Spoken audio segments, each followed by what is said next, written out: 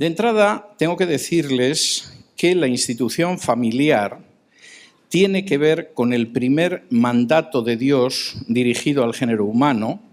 Por si alguno de ustedes no lo sabe, el primer mandato de Dios no fue que no comieran del árbol. Hay un mandato anterior en la Biblia y es un mandato relacionado con la familia. Si me acompañan a Génesis, capítulo 1, aparece una descripción muy interesante de la labor de la creación humana por parte de Dios y al mismo tiempo el primer mandato que existe para esa nueva creación que ha aparecido por primera vez en la tierra y que es el ser humano. Dice así en Génesis 1 del 26 en adelante. Entonces dijo Dios: hagamos al hombre a nuestra imagen, conforme a nuestra semejanza, y señoree en los peces del mar, en las aves de los cielos, en las bestias, en toda la tierra y en todo animal que se arrastra sobre la tierra. Y creó Dios al hombre a su imagen, a imagen de Dios lo creó, varón y hembra los creó. Y los bendijo Dios y les dijo: fructificad y multiplicaos, llenad la tierra y sojuzgadla, y señoread en los peces del mar, en las aves de los cielos y en todas las bestias que se mueven sobre la tierra. El relato es un relato de enorme relevancia. Podría estar horas desarrollando exegéticamente el relato, pero ya les adelanto que no les voy a someter a esa tortura cruel y simplemente me voy a detener unos instantes. El relato de la creación dice que Dios creó al ser humano. El ser humano era distinto a otro tipo de creaciones porque estaba hecho a su imagen y semejanza. El ser humano no era una especie formada por un ser completo que era el varón y otro incompleto y a medio hacer que era la mujer, como sostenía Santo Tomás de Aquino, sino que el ser humano, la especie humana, es varón y hembra.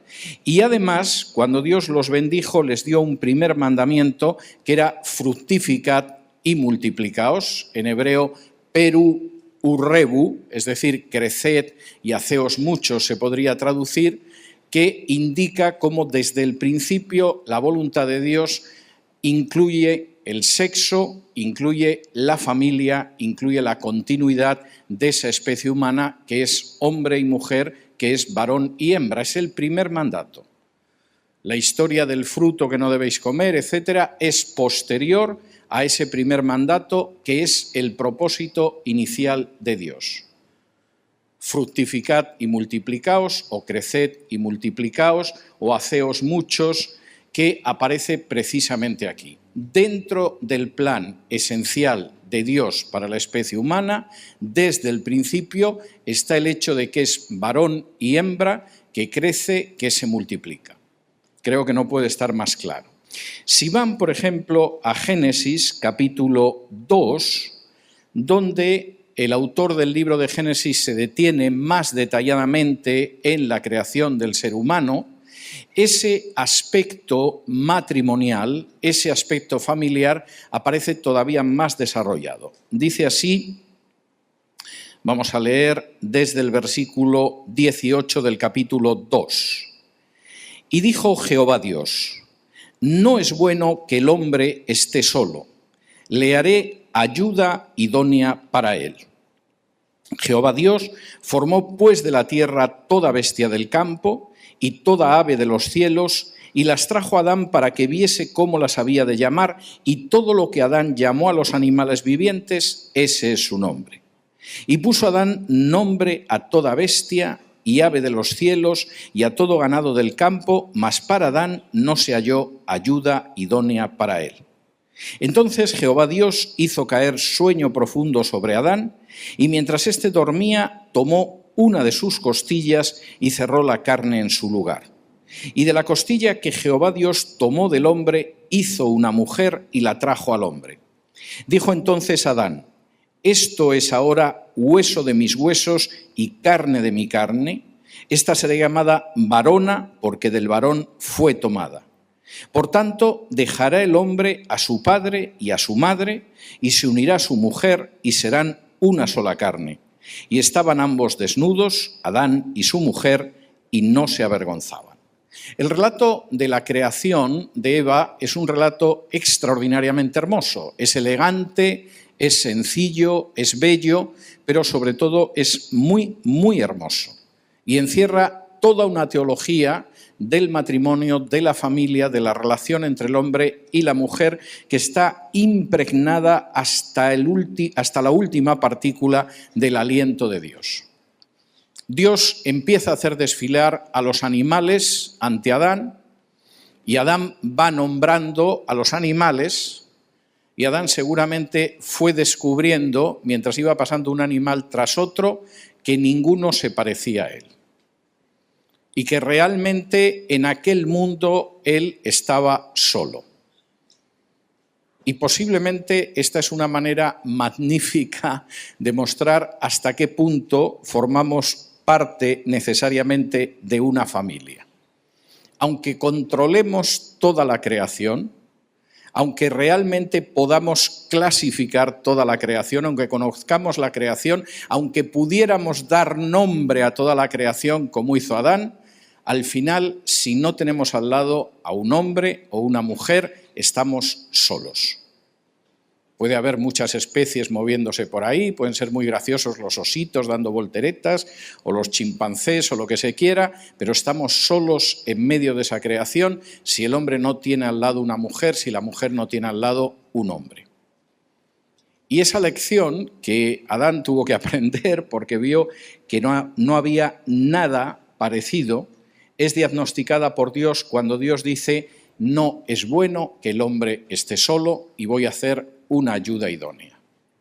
Y esa ayuda idónea, y esto es algo extraordinariamente hermoso, forma parte de la carne y de los huesos del hombre. Dios hubiera podido perfectamente hacer otro muñeco del polvo de la tierra, insuflarle aliento, etc. Pero hay algo extraordinariamente hermoso en el hecho de que es carne de su carne y hueso de sus huesos. La mujer no es una creación de segunda, como pretendían los padres de la Iglesia, y casi se regodeaba Santo Tomás de Aquino en contar, sino que es hueso de los huesos del hombre, carne de la carne del hombre. Y además sale del costado del hombre, del lado del corazón. Es muy interesante que los rabinos decían que había sido muy sabio por parte de Dios sacar a la mujer del costado. Y añadían, si lo hubiera sacado de la cabeza, hubiera querido dominar al varón. Si la hubiera sacado de los pies, los hombres intentarían pisotearla. Sacándola del lado del corazón, solo la podían querer entrañablemente. Y es algo verdaderamente hermoso en ese sentido. Lo leíamos ayer en uno de los teólogos puritanos que decía, es verdad, que el hombre es la cabeza de la mujer, pero debería recordarse que el lado del hombre del que la creó Dios fue precisamente el lado del corazón, que es lo más íntimo que tenemos y aquello que la hace más cercana a nosotros. Además, el texto es enormemente hermoso. Cuando Adán se despierta y la ve, no dice a la otra creación y le tengo que poner nombre, sino que inmediatamente la identifica. Y dice, sí, esto es radicalmente distinto a cualquier otra cosa que yo haya visto. Este ser es un ser que es carne de mi carne y huesos de mis huesos. Incluso el nombre que le da Adán en hebreo se pierde en la traducción. Pero es muy bonito, porque hombre es ish en hebreo, aquí traduce varón, y mujer es isha. Es decir, esta es la parte femenina del género humano, de la misma manera que sabemos que la parte femenina de los gatos es la gata, y hay un gato y una gata. En hebreo es ish e isha. El género humano es varón y hembra, traducimos al español, que no tiene en este aspecto una belleza como la del hebreo, es realmente esa otra parte que es la parte femenina. Y que nuestra versión dice varón y varona, en fin, para dar un poco el sentido. Hay quien traduce hombre y hembra, por eso que parece que se parece un poco más, pero es ish e isha. Y lo que dice a continuación es verdaderamente hermoso. La relación entre un hombre y una mujer es tan estrecha en el matrimonio que el hombre dejará incluso a sus padres para unirse a ella. La relación más profunda, más entrañable, más familiar que ha tenido hasta ese momento será una relación que empieza a situarse en un segundo plano, porque ahora la relación familiar de primer plano es su esposa. El hombre dejará a su padre y a su madre, se unirá a su mujer y lo que ahí surgirá será algo totalmente nuevo, será una sola carne. Por cierto, tengo que decir que en hebreo el término para uno solo es exactamente el mismo término uno que se utiliza para la Trinidad. La intimidad profunda que existe entre el Padre, el Hijo y el Espíritu Santo se describe con la misma palabra para uno que la intimidad entre un hombre y una mujer. Y como dice aquí, la intimidad es total y absoluta. Incluso estando los dos desnudos, el sentimiento que procedía de esa desnudez no era un sentimiento de vergüenza, sino que era un sentimiento de que estaban unidos de una manera que no se puede estar unido con otro ser humano. Desde luego, es difícil que se pueda decir que en la Biblia no se dice lo que es el matrimonio y sobre todo que no se dice desde las primeras páginas.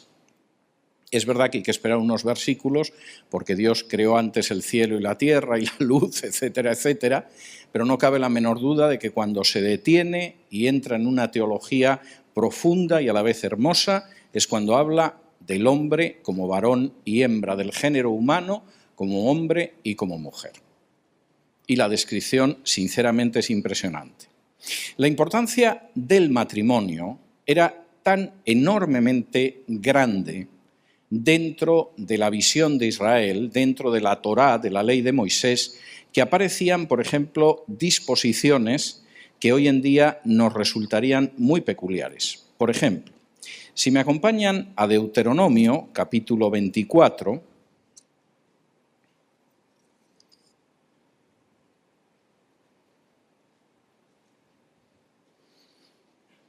aparece un curioso privilegio para la gente que se casaba. Deuteronomio capítulo 24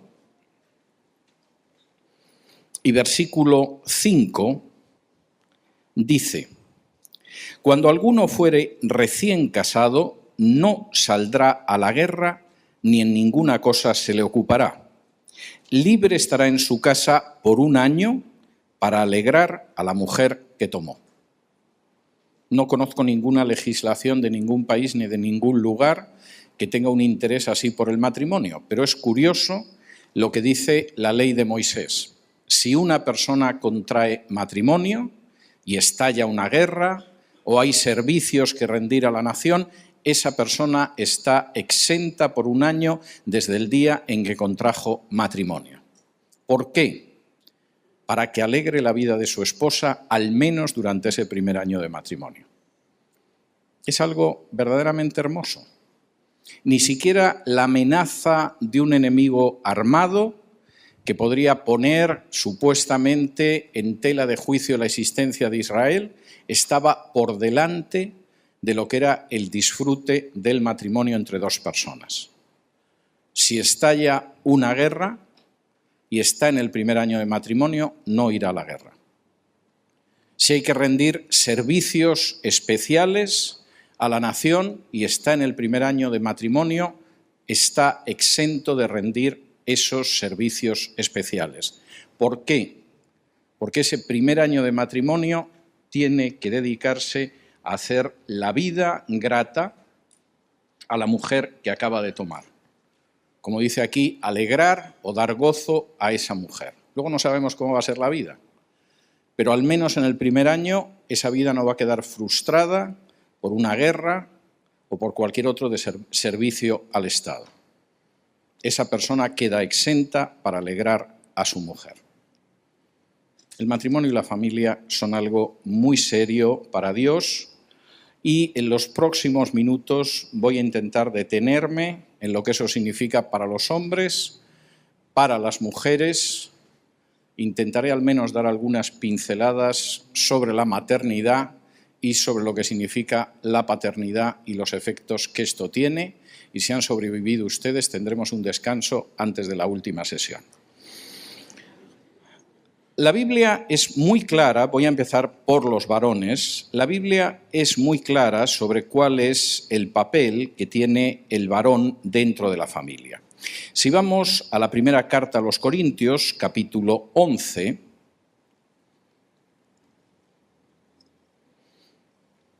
en la primera carta a los Corintios, capítulo 11,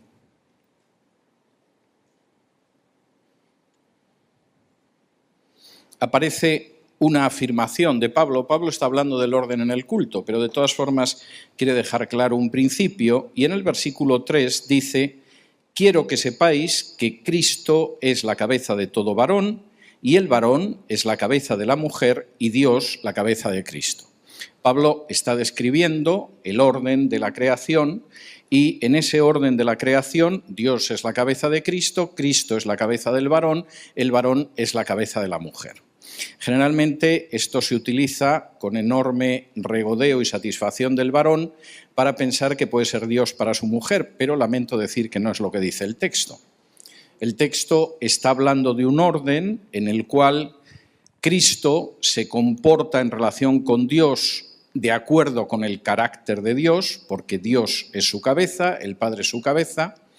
El varón se comporta en relación con Cristo copiando ese carácter de Cristo a la hora de ejercer como cabeza, y la mujer sabe que efectivamente el varón es su cabeza, lo cual no significa ni mucho menos que sea Dios. Si me acompañan a Efesios capítulo 5,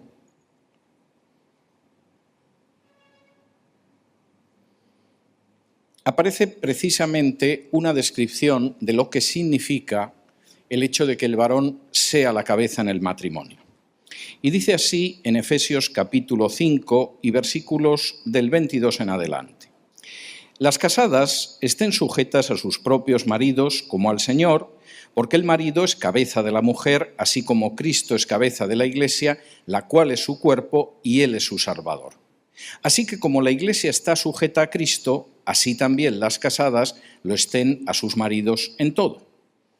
Maridos, amad a vuestras mujeres, así como Cristo amó a la Iglesia y se entregó a sí mismo por ella, para santificarla, habiéndola purificado en el lavamiento del agua por la palabra, a fin de presentársela a sí mismo una Iglesia gloriosa, que no tuviese mancha, ni arruga, ni cosa semejante, sino que fuese santa y sin mancha.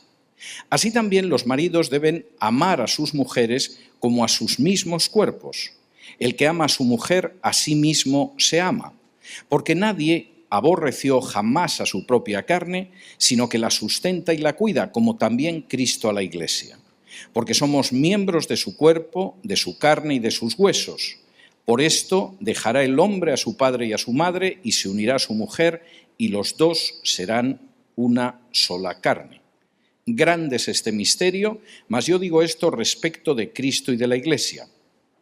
Por lo demás, cada uno de vosotros ame también a su mujer como a sí mismo, y la mujer respete a su marido». La descripción de Pablo es una descripción extraordinariamente profunda, a la vez que sencilla, y yo diría que constituye un auténtico canal de bendición. Me da mucha pena cuando la gente se aferra solo a alguno de los versículos y no lee todo el conjunto, porque el conjunto es armónico, y si uno empieza a quitar parte de los versículos es como si uno coge un cuerpo humano y le arranca un ojo y le corta una oreja y luego le quita los dos pies y pretende que aquello es un cuerpo humano. Es un cuerpo humano, pero ya muy deteriorado. El texto es un texto donde establece la armonía en el matrimonio. El matrimonio efectivamente tiene al esposo como cabeza. Por lo tanto, si estás pensando en casarte con alguien, a ver con quién te casas, porque va a ser tu cabeza, y como la cabeza sea una cabeza loca, o una cabeza que no cree en el Señor, o una cabeza que no es madura, o una cabeza que no es sabia, lo vas a pasar muy mal. Hasta podría decir, y te lo mereces, pero no lo voy a decir. Lo vas a pasar muy mal, simplemente porque la persona que es tu cabeza no te va a dar la cobertura que podría darte. Y la enseñanza del apóstol es muy claro. Es tu cabeza, igual que Cristo es su cabeza, sujétate a esa cabeza como Él se sujeta a Cristo, y si Él se sujeta a su cabeza, que es Cristo, y tú te sujetas a Él, todo va a ir bien. Bueno, ¿y esto qué significa en términos prácticos? Porque claro, para algunos eso significa que más vale que te sujetes, porque si no estás yendo en contra de la palabra y, en fin, la maldición te va a alcanzar como una esposa no sumisa, bla, bla, bla, bla, bla, bla. No.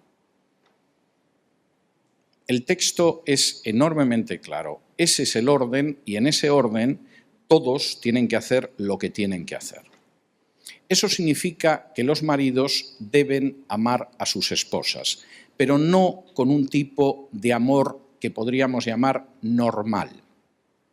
Es un tipo de amor absolutamente especial, porque es el mismo tipo de amor que Cristo tuvo por su Iglesia hasta el punto de entregarse por ella y morir por ella. No se trata de que la quieras algo, le tengas afecto, le hayas cobrado cariño. Se trata de que debes de amarla como Cristo amó a su Iglesia. No solamente debes amarla como Cristo amó a su Iglesia y se entregó por ella hasta la muerte, debes amarla como Cristo amó a su Iglesia intentando que sea cada vez mejor.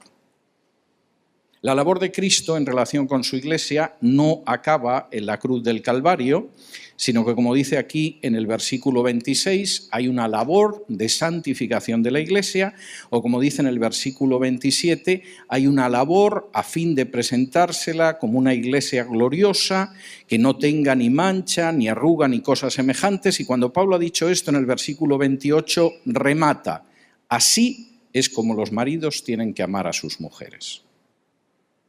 Es verdad que el esposo debe proveer por la familia, es verdad que debe amar a su mujer, pero es verdad que debe intentar que su mujer sea cada vez mejor.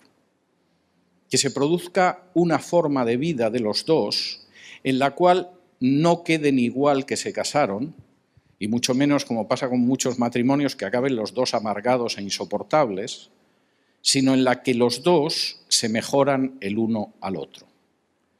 Y Pablo dice: esposos, maridos, en eso tenéis una labor muy especial. Vuestra misión es amar a vuestras esposas de una manera diferente a como los maridos del mundo aman a sus esposas. A veces las aman mucho, de una manera ejemplar, y no son creyentes. Pero vosotros tenéis que amarlas de la misma manera que Cristo amó a su Iglesia, buscando que cada día sea mejor. Porque eso será una forma de felicidad para vosotros mismos. Y efectivamente hay matrimonios que con el paso del tiempo se ayudan el uno al otro a ser mejores, para beneficio de ellos, de la Iglesia y no digamos de sus hijos. Ese es el amor que vosotros tenéis que tener. Y además es lógico que tengáis ese amor. ¿Conocéis algún imbécil que se pegue puñaladas en el pecho? ¿Conocéis algún idiota que se ve con un bastón en el estómago? La gente tiende a cuidar su cuerpo y a cuidar su carne, a veces de una manera estúpida. Se gastan un dineral en modelar el cuerpo, en que les desaparezca el pelo del cuerpo, en fin, en cosas absurdas. Pero tenemos una tendencia a cuidar nuestro cuerpo, nuestra carne, a satisfacernos. Y Pablo dice: nosotros somos una sola carne con la otra persona. Maridos, vosotros sois una sola carne con vuestras mujeres. Tenéis que comportaros con esa carne por lo menos con el mismo cuidado que tenéis con vuestra propia carne. Yo conozco, y es un espectáculo que a veces me resulta muy cómico, a hombres que son muy aprensivos. Sucede cualquier cosa y piensan que están enfermos o están a punto de pescar una enfermedad, o me duele el estómago, ¿no será que tengo el coronavirus? En fin, cosas de este tipo. No estoy exagerando, crean que no exagero, hay hombres así. Y yo me pregunto muchas veces si este cuidado casi paranoico que tienen en sí mismos, lo tienen con sus mujeres. Vamos, sus mujeres tienen que ser las mujeres más felices del mundo.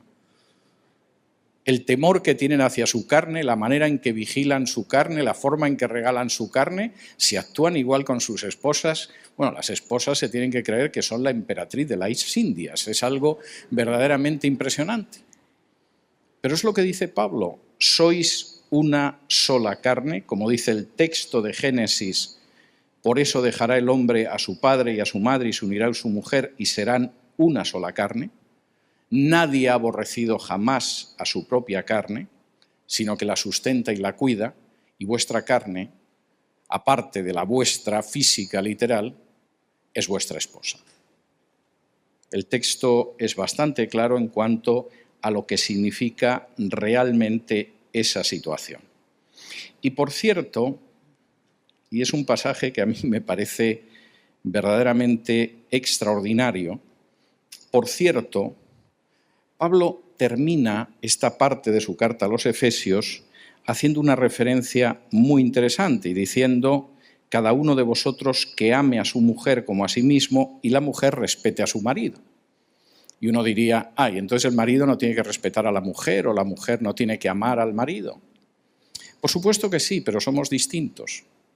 Parece increíble que a estas alturas tenga uno que decir que las mujeres y los hombres son distintos, pero en los tiempos en los que vivimos va pareciéndose a ser un pecado el que digas que una mujer y un hombre son diferentes. Y dentro de lo distintos que somos, hay comportamientos que hay que recordar más a los hombres y más a las mujeres. Por ejemplo, maridos, amad a vuestras mujeres, hacedlo como vosotros mismos, porque de verdad que las mujeres necesitan escuchar que las quieren. Yo he escuchado a algunos maridos que yo es que no le voy a llevar una flor a mi mujer en mi vida, si ya sabe que la quiero. No, imaginamos que sospechará que la quiere usted, pero evidentemente hay algo en el alma femenina que necesita escuchar que es querida y que se cuida de ella y que uno se está preocupando por su bienestar. Y Pablo dice, recordad eso de manera especial. A ti a lo mejor que llegue tu mujer y te diga te quiero, a lo mejor no te dice mucho, pero para ella sí significa mucho.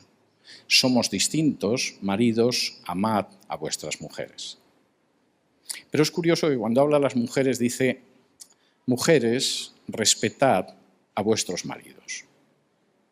Cuando un hombre tiene la sensación de que su mujer cree en lo que él hace, respalda lo que él hace, respeta lo que él hace, ese hombre se multiplica por varios.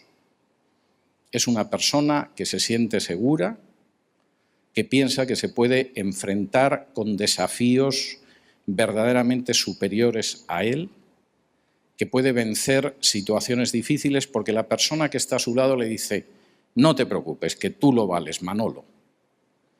Y Manolo se cree que es el rey de las Indias. Pero cuando por el contrario el varón tiene al lado una mujer que está diciendo cosas como, si ya te lo he dicho yo, pero como cuando yo te hablo no me escuchas porque eres tonto, pues eso tiene un efecto verdaderamente terrible sobre el marido y sobre la familia. He conocido familias en que la esposa se quejaba de que el marido no era cabeza de familia. Estaba desesperada porque el marido no era el cabeza de la familia, no tomaba la delantera en nada, no hacía nada. Tenía ella que ser la que tirara del carro continuamente y tú la oías y decías, pobrecita. Pero luego veías cómo trataba al marido y decías, mira, es que no sé ni siquiera cómo se atreve a decir 2 palabras seguidas este pobre infeliz. Porque cada vez que dice algo, inmediatamente ya estás tú para señalarle lo estúpido, lo tonto y lo limitado que es, a diferencia, por ejemplo, del marido de mi hermana Rosa. Pablo sabe lo que está diciendo aquí. Maridos, amad a vuestras esposas, recordad lo que son vuestras esposas, tened en cuenta que vuestras esposas necesitan sentir que las amáis. Esposas, respetad a vuestra cabeza.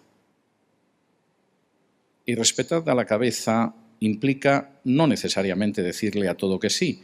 En muchas ocasiones, efectivamente, la cabeza necesita que le digan: cariño, yo creo que por aquí no van las cosas, mira, pienso que es esto, lo otro. Como decía ayer uno de los teólogos puritanos, el marido y la mujer necesitan un lugar y un sitio aparte para reconvenirse el uno al otro y hacer las cosas bien. No significa decir amén a todo, no decir nada, etc. En muchas ocasiones implica hacer razonar a la cabeza.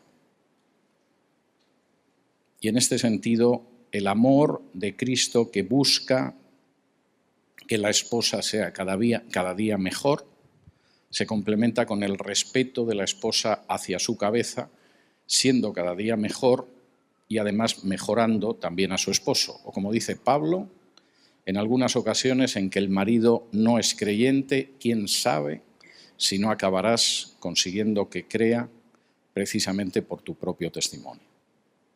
Está muy claro en la Biblia el papel del hombre y de la mujer. Si me acompañan a la primera carta de Pedro, capítulo 3,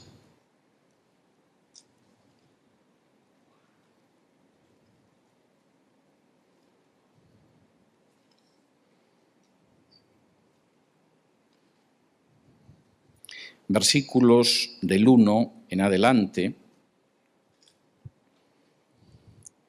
vuelve a aparecer este tema de una manera muy clara en cuanto a esa situación. Fíjense lo que dice, 1 de Pedro 3, del 1 en adelante. Asimismo, vosotras, mujeres, estad sujetas a vuestros maridos, para que también los que no creen a la palabra sean ganados sin palabra por la conducta de sus esposas, considerando vuestra conducta casta y respetuosa. Vuestro atavío no sea el externo de peinados ostentosos, de adornos de oro o de vestidos lujosos, sino el interno, el del corazón, en el incorruptible ornato de un espíritu afable y apacible que es de grande estima delante de Dios.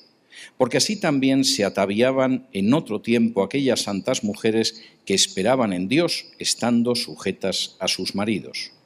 Como Sara obedecía a Abraham, llamándole Señor, de la cual vosotras habéis venido a ser hijas si hacéis el bien sin temer ninguna amenaza.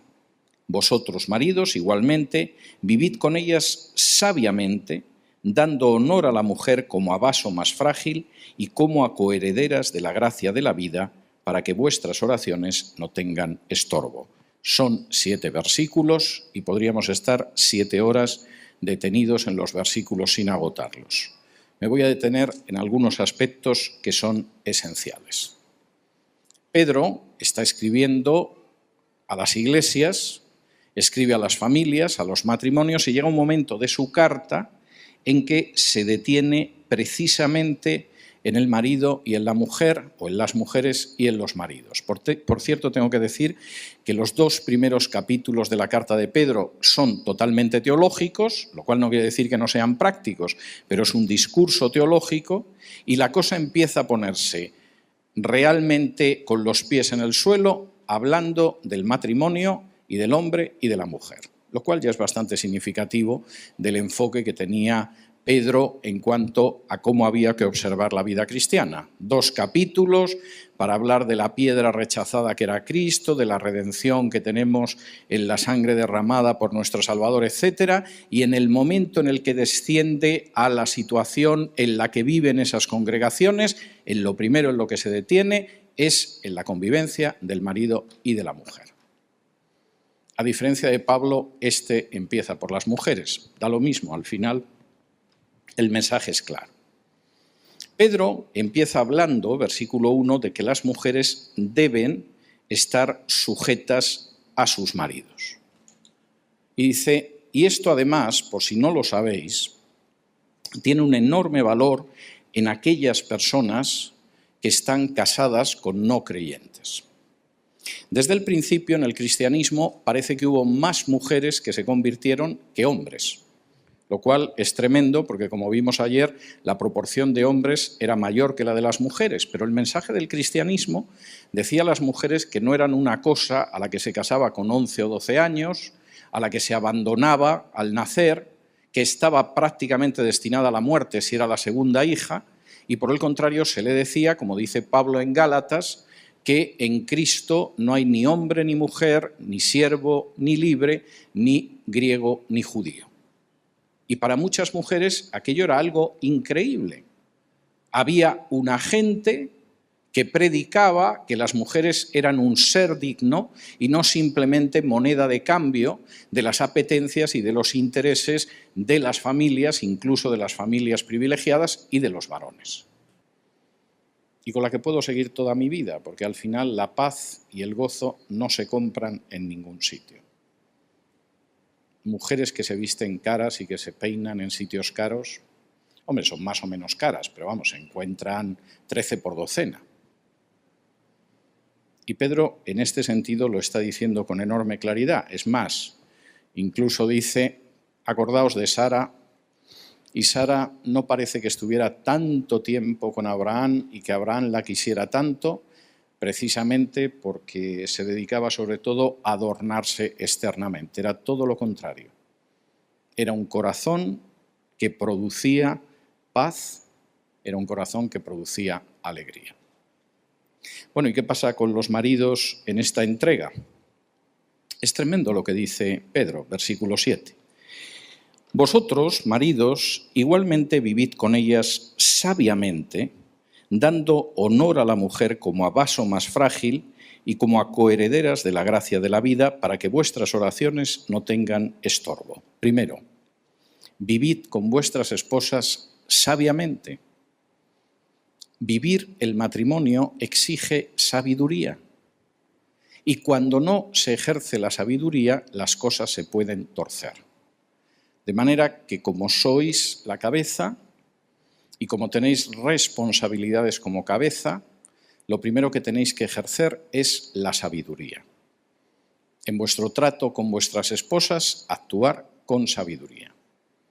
Sabiduría no es decir, mira, tú lo que tienes que hacer es someterte y si no esto yo lo voy a tener que poner en conocimiento del pastor porque tú no has entendido lo que dice la Biblia. No, ni tú, borrico. Tratad a vuestras esposas sabiamente. Segundo, tened presente que la mujer es un vaso más frágil. Esta frase de la Biblia provoca en algunos hombres un cierto sentimiento de orgullo interno, como diciendo, es que nosotros somos más fuertes que ellas. Las mujeres son un vaso más frágil. Es que no has entendido lo que dice el texto, joven. Si ustedes tienen en casa un jarrón chino de la dinastía Ming, que puede valer millones de dólares, es más frágil que el vaso de plástico que tienen en la cocina. ¿Van a ser ustedes tan idiotas como para preferir el vaso de plástico sobre el jarrón chino de la dinastía Ming, que puede valer millones de dólares solo porque el jarrón chino es más frágil que el vaso de plástico? Hay cosas que pueden ser más frágiles por naturaleza y sin embargo son infinitamente más valiosas.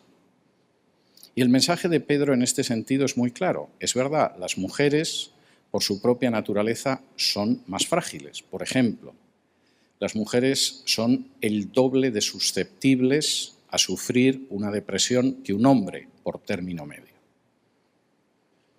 Pero esa fragilidad no quiere decir que sean seres inferiores, ni seres que no tienen valor.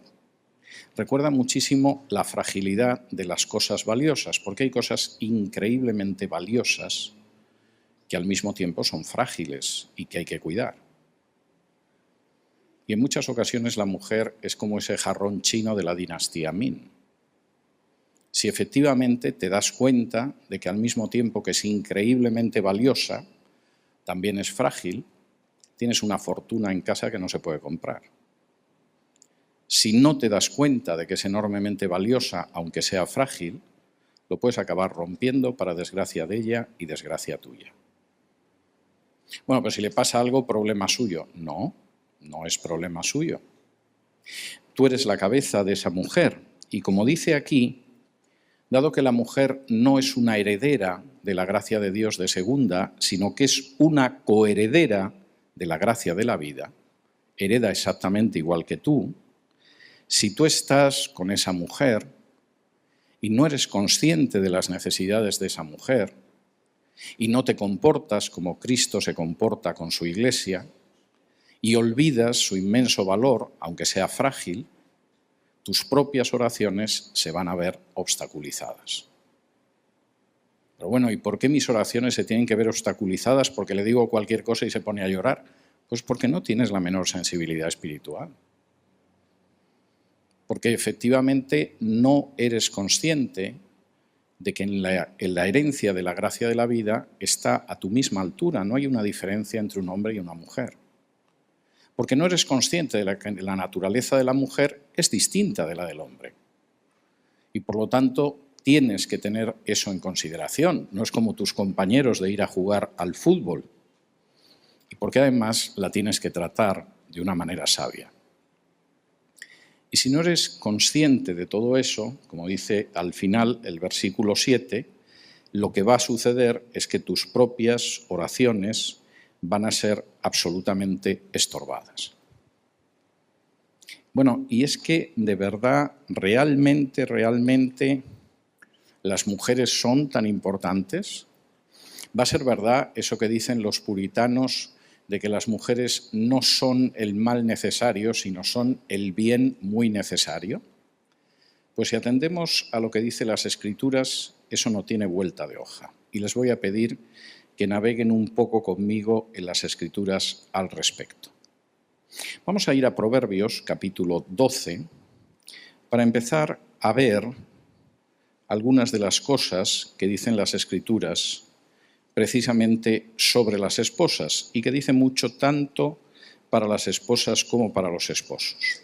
En Proverbios, capítulo 12 y versículo 4, te muestra la diferencia entre tener una buena esposa y una que no lo es. Fíjense lo que dice Proverbios 12 y versículo 4. La mujer virtuosa es corona de su marido, mas la mala como carcoma en sus huesos. Es una definición para pensar en ella. ¿Conoces una mujer que es buena, que es fiel, que es creyente, que vive de acuerdo a la voluntad de Dios? Es como si su marido fuera con una corona de rey. Lo ven y dicen, ese es el señor de la casa, se le ve que es un hombre feliz, es una familia armónica, la corona es la mujer. ¿Y qué sucede cuando la mujer no es así? Pues es como si en los huesos tuvieras carcoma. La carcoma es un insecto que ustedes saben que ataca sobre todo a las maderas. No se suele ver cuando ataca, pero un día te tumbas en la cama y toda la cama se te cae encima porque la carcoma ha ido devorando las patas de la cama. Y una mujer que efectivamente es mala, muchas veces tiene ese efecto en la vida familiar. No es la corona del marido. De pronto un día nos llaman por teléfono y nos dicen, Antonio se acaba de morir de un infarto. Y de pronto uno dice, no me extraña. Llevaban años carcomiendo su sistema cardiovascular. Su esposa, que se llamaba Juanita. Y esta es una realidad que aparece de una manera clarísima. Joven, cuídate si tienes novia, ¿con quién te vas a casar? Porque si efectivamente la mujer es buena, va a ser una corona para ti. Si es mala, te va a carcomer los huesos. Mujer, si estás casada, decide qué es lo que quieres ser. Si la corona de tu marido o un personaje que le va carcomiendo poco a poco hasta que llega un momento en que efectivamente el marido se muere y todo el mundo dice, pero hombre, si solo tenía 39 años, ¿cómo se ha podido morir ya? Y los que conocen la realidad de su matrimonio dicen, no, pero si lo raro es que no se haya muerto antes. No hay nada más que ver la mujer que tenía. De manera que es algo verdaderamente importante. La mujer no solamente es la corona del marido, es algo tan hermoso como puede ser una viña fecunda. Si me acompañan al Salmo 128 y versículo 3, dice lo siguiente, en la primera parte, dice, tu mujer será como vid que lleva frutos a los lados de tu casa. La imagen es extraordinariamente bonita. Yo no sé si alguno de ustedes ha conocido lo que son las vides alrededor de una casa. Cuando yo era niño, en una casa de campo donde pasé varios veranos siendo muy niño, había vides. Y las vides no solo daban uvas, que eso estaba muy bien. Las vides daban sombra, daban frescura, daban incluso una especie de paz. Y el salmista dice que efectivamente para aquellas personas que viven de acuerdo a la voluntad del Señor, su mujer será como esa vid que está al lado, a la orilla de la casa. No solo da fruto, da sombra, da sosiego, da la calma para poder reposar. Es una imagen extraordinariamente hermosa. Las mujeres tienen que preguntarse si quieren ser unas vides como las que aparecen aquí, o por el contrario lo que quieren es dejarle a su esposo para que le dé la insolación directamente. Pero efectivamente la imagen es extraordinariamente hermosa. No solo eso, la buena esposa es algo que no se puede comprar con dinero y que no se puede evaluar en términos materiales. Si me acompañan al libro de los Proverbios,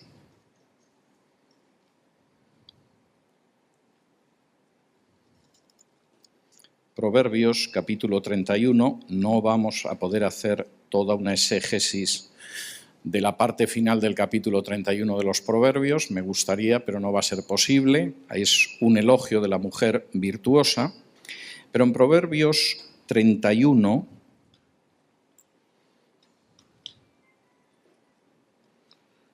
y versículos 30 y 31,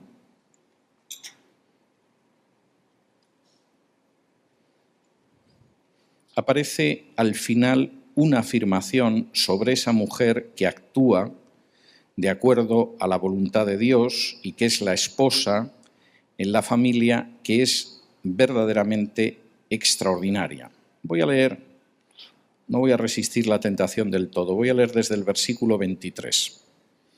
En Proverbios 31, del 23 en adelante, en esa descripción de la mujer ideal, esposa, madre y mujer, dice lo siguiente, desde el 23.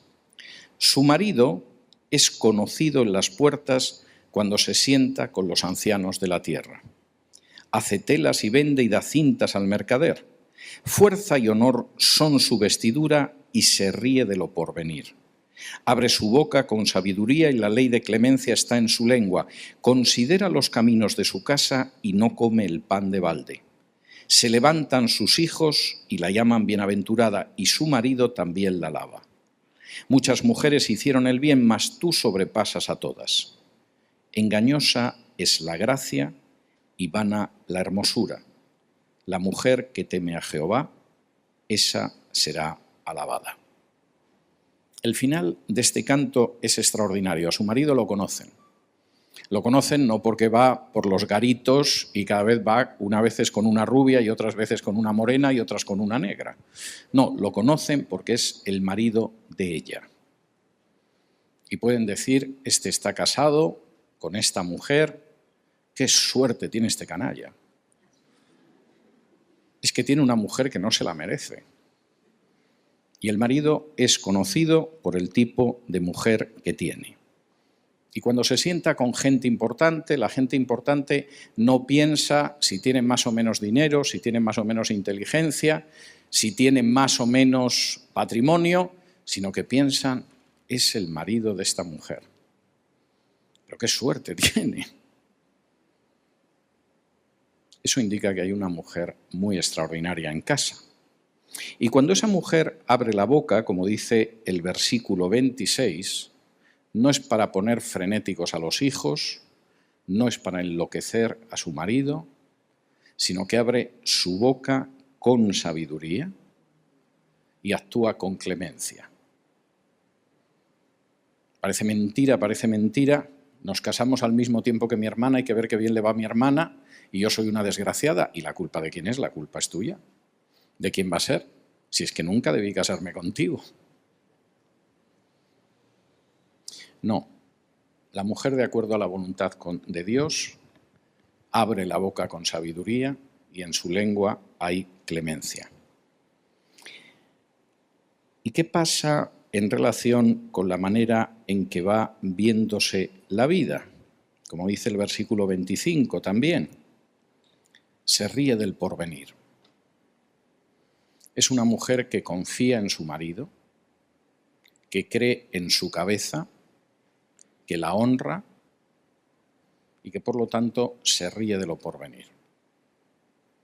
Y cuando ve venir lo que puede ser la situación, y la situación se puede poner mala el lunes, el martes, hasta el domingo, ella dice, eso no va a tocar a mi casa.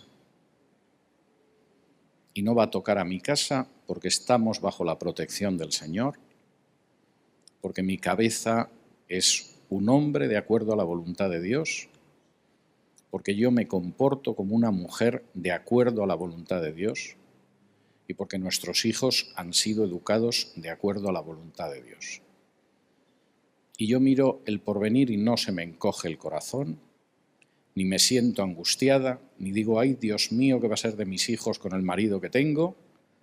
Sino que en todo caso miro el porvenir, hasta me da risa del porvenir.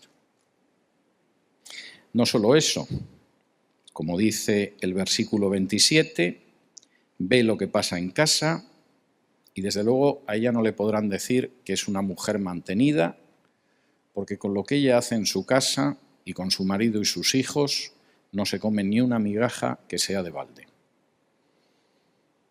A las amas de casa se las suele despreciar mucho. Si la sociedad es machista, como desgraciadamente son nuestras sociedades hispanas, el ama de casa es la tonta bruta que lo único que hace es dedicarse a hacer mal la comida, a no hacer a tiempo las camas, a no limpiar como se debe. Y si la sociedad de pronto le da por ser feminista, como está también sucediendo en Hispanoamérica, el ama de casa es la estúpida, enajenada, alienada, que no se realiza como mujer. Y sin embargo es un ser tan maravilloso el ama de casa. No se pueden ustedes imaginar la cantidad de dinero que se han ahorrado a lo largo de los siglos los estados en penitenciarías, en policías, en jueces, simplemente porque había una madre en casa haciendo lo que tenía que hacer. Y eso no lo supera ningún sistema penitenciario, ningún sistema de orden público, ningún sistema judicial. Y desde luego, vaya si no se comen el pan de balde. Vaya si tuviéramos que pagar a las madres que son amas de casa por el trabajo que hacen.